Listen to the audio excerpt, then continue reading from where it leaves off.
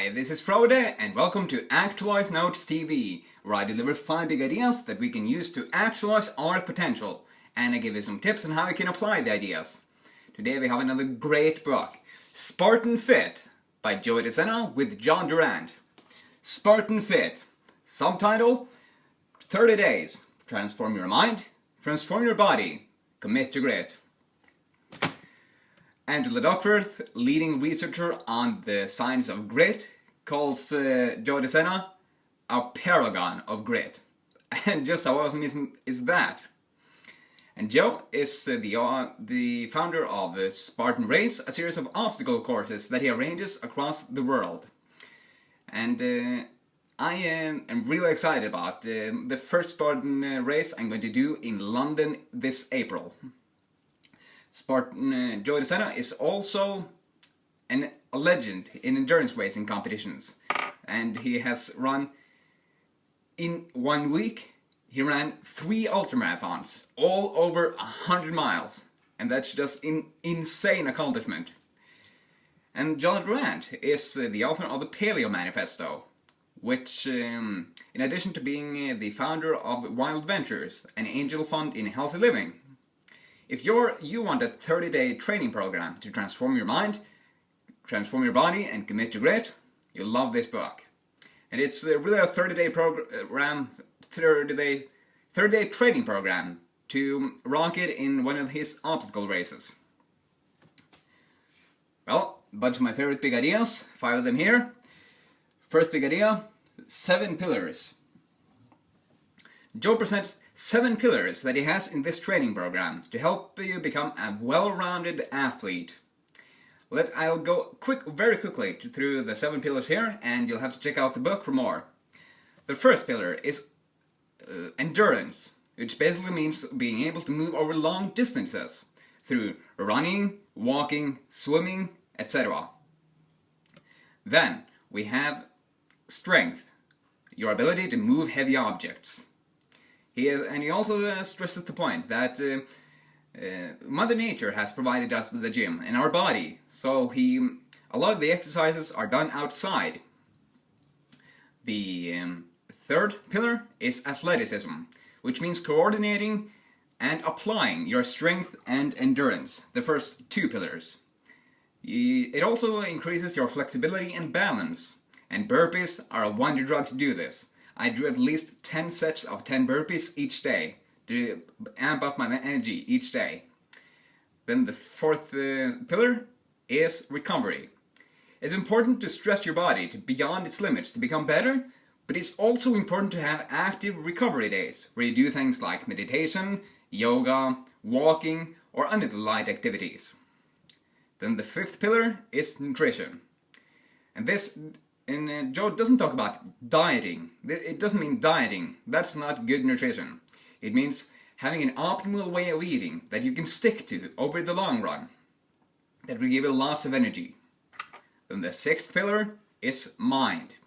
This means applying the tools, tricks, and habits that you can use to crush it during your days.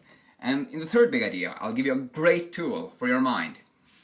Then the 7th pillar is, see if I can remember it, code. Joe has a Spartan code to unite the Spartan racers. And a code is really your the way you go about living your life philosophically, ethically, and morally. Well, that was a quick look at the 7 pillars. Then you can check out the book for more, as I said. And the 2nd big idea is you can do this. After presenting examples of endurance, like the suicidal discipline of Spartan warriors, 100-mile snowshoe races, and his son, 7-year-old son, running the New York City Marathon, he says he's here to tell you, you can do this. Because he's not here to make us do things we're not capable of. He also stresses the point that harder than getting to the finish line is getting to the starting line. Because it's before we get to the starting line in our lives that all of our doubts and fears creep in, hindering us from really starting anything.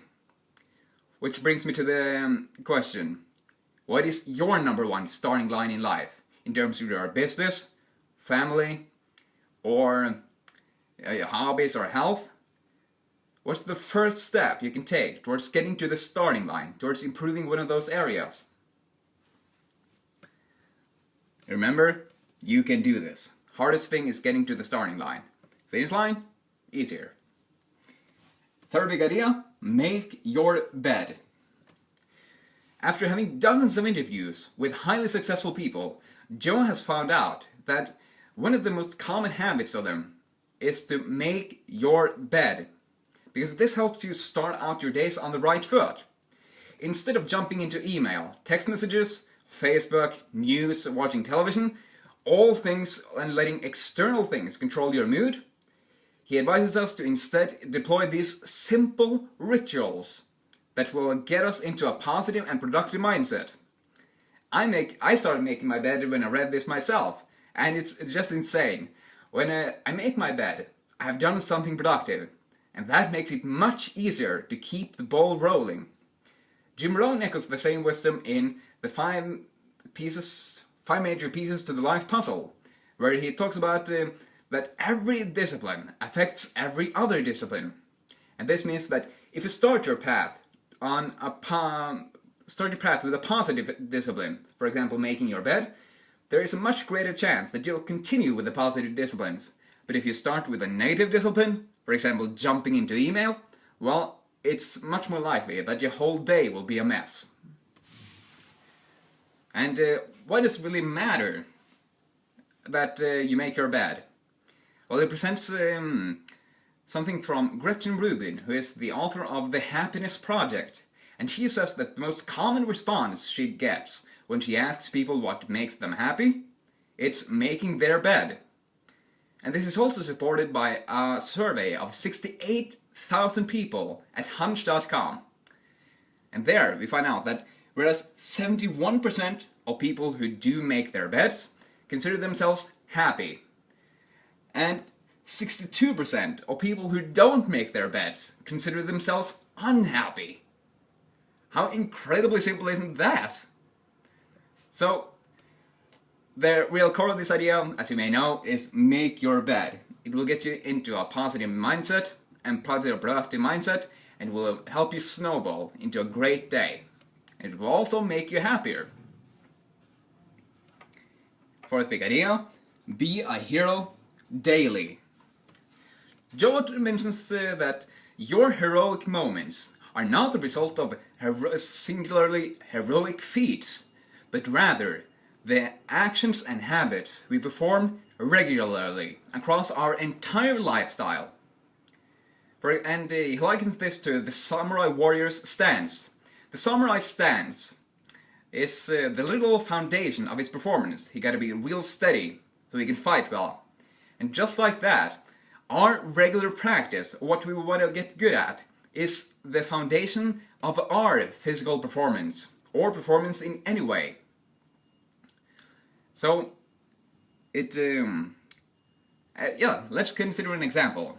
If you want to run a marathon, about 26.2 miles, I think it's that.